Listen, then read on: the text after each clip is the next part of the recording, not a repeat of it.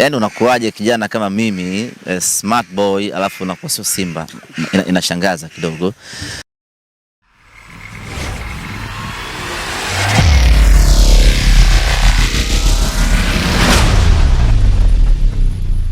Kutoka kuwa mwanahabari wa michezo hadi kuwa mmoja wa watu wenye sauti kubwa ndani ya Simba.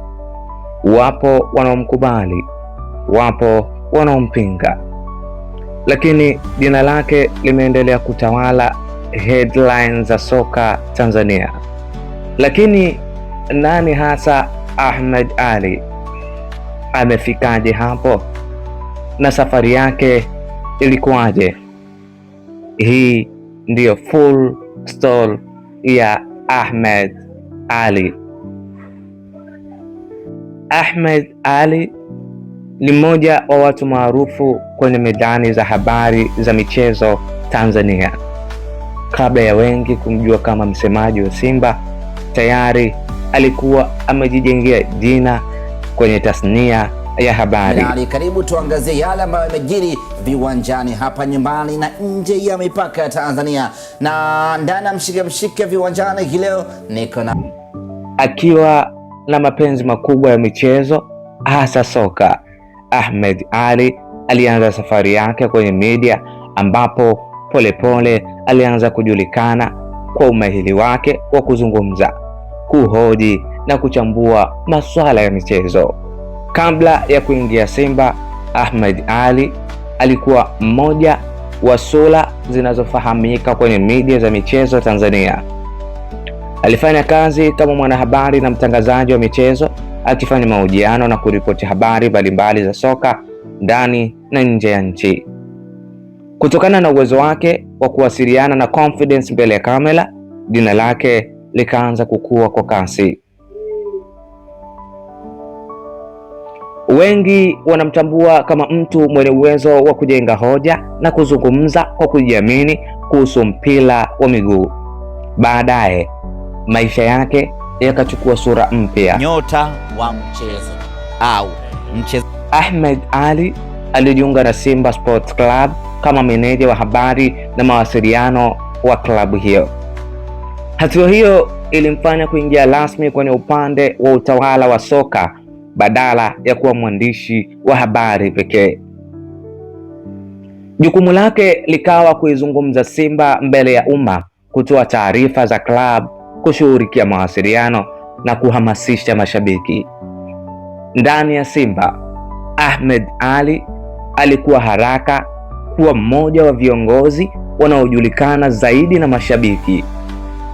Kila mechi kubwa ikikaribia, watu walikuwa wakisubiri kauli yake. Kila usajili mkubwa, mashabiki walitaka kusikia anasemaje, ambazo amezaliwa kuzifanya na ataendelea kuzifanya. Kwa hii ikiandikwa tu kabisa Chama of the match au Chama man of the match, inawezekana. Kwa mtindo wake wa kuzungumza kwa kujiamini, hoja zake na namna ya kuisimamia Simba kwenye media, Ahmed Ally aligeuka kuwa sura kubwa ya mawasiliano ndani ya club. Lakini kama ilivyo kwa watu maarufu kwenye soka, Ahmed Ally pia hakukosa mjadala. Mara kadhaa aliingia kwenye majibizano ya kimichezo, hasa dhidi ya watani wa jadi Yanga. Kauli zake zimekuwa zikizua mijadala mikubwa sana mtandaoni, huku mashabiki wa Simba wakimwona kama mtu anayesimama imara kuitetea timu yao. Licha ya yote hayo, ameendelea kuwa mmoja wa watu wenye ushawishi mkubwa kwenye mawasiliano ya michezo Tanzania. Leo hii Ahmed Ally si msemaji wa Simba, bali ni mmoja wa watu waliobadilisha namna viongozi wa club wanavyowasiliana na mashabiki kupitia media. Lakini swali linabaki, je, Ahmed Ally ni msemaji bora wa club Tanzania? Andika maoni yako hapo chini.